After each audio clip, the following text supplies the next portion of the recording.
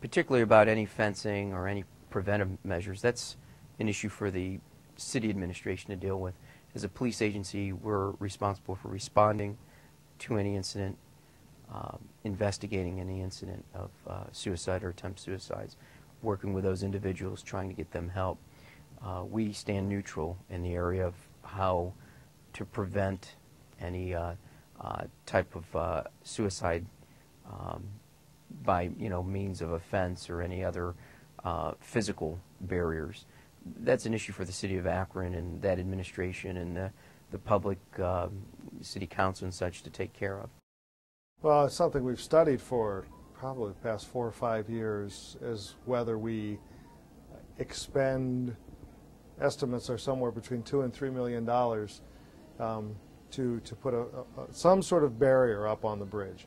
And there are different kinds of barriers, and the better ones obviously will cost more, but they would provide more of a barrier than, because you've seen all different kinds as you travel through expressways around the country. Some are completely fenced in, some may just go up 3/4 of the way. The ones that we already have in Akron that are barriers have been basically designed to keep vandals from throwing things off of a bridge onto a car below. But the cost that we have estimated for something that would be effective for what you're talking about is probably close to $3 million. You know, it costs too much. It costs too much. But if you can go in Cuyahoga Falls, you can see that there's a fence. If you go under South Main Street, there's a fence. So, why can't you put a partial fence in, halfway through here where the street is at? You got 2 streets, actually 3 streets that could have a little fence, and you can't do that for the community? Well, I think that fence was not designed specifically to stop people from jumping.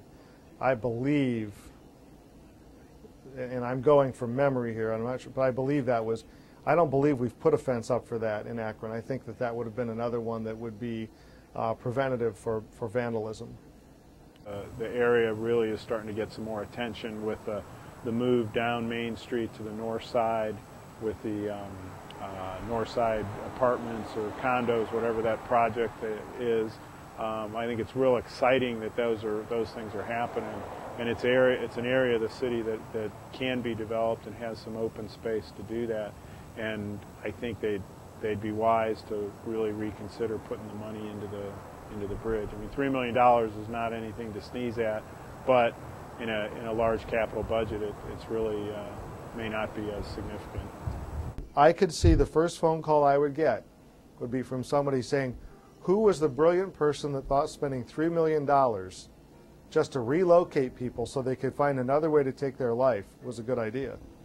Mm-hmm. Because we are accountable to the taxpayers, and that's a lot of money.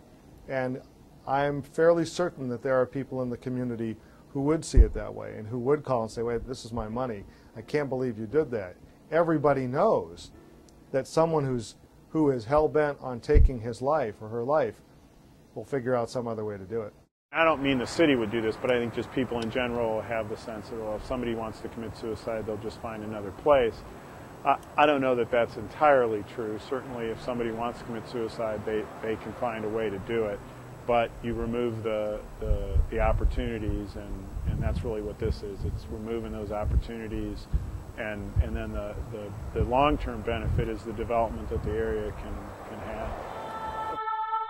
Well, there's been a lot of suggestions. One is putting a fence on both sides like you see over some of the expressway bridges and that. But in all honesty, if people are depressed or sick, and it takes a sick individual, in my mind, he has to have a lot of personal problems and all that, and they're determined on committing suicide, by doing that, are you really going to eliminate it? If they want to do it, they're going to find a way to do it. And there's many ways to do that.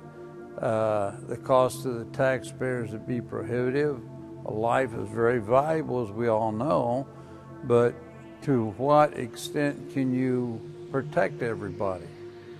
And we're going to have accidents in the workplace, we're going to have accidents on the highway. There's no way we can protect everybody. If somebody is in proximity to the bridge and that's kind of their plan, yeah, if there's a fence there, then obviously for that moment that would keep them from, acting on that plan.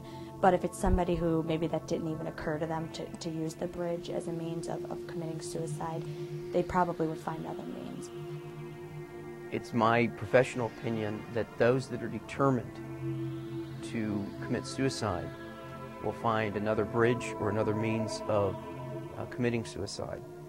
I, for example, was at a call, this is going back about 8 years ago, responded to a jumper over the expressway that actually climbed one of these fences and was standing on top of the fence wanting to jump off into traffic below to commit suicide. So even with a fence present, in my experience, doesn't necessarily mean it would eliminate the call or eliminate the attempt of somebody or somebody completing the act of jumping over a bridge. So those that are determined, unfortunately, will find some other bridge or some other method of committing suicide. I know a lot of officers personally who do this for, they're the first people that receive a phone call when someone's on the bridge. And the last one, I think the last successful one was a young mother and her little daughter who was maybe 5 or 6. She was going to take her with her, and we stopped her from doing that. But again, all we can do is do research and talk to people who are experts on this. We don't have a cavalier attitude about it and say, would this have prevented this? Probably not. It would have prevented it maybe on that bridge, but not necessarily somewhere else. It isn't, in other words, it isn't, the bridge is not the attraction for someone taking his or her life. It's a tool, but there are other tools. Well, they're concerned for their neighborhood because they figure if, you got people just coming here dropping, off the White Bridge, dying, then you can also start having the other problems. You can start having more crime, so you have to kind of consider, do you want that in your neighborhood? No. And that's, that's for any neighborhood. You shouldn't want to see anything like that because it do lead to other problems, especially when the police or the city's not doing what they can do to, make you safe, even with a body dropping from the bridge.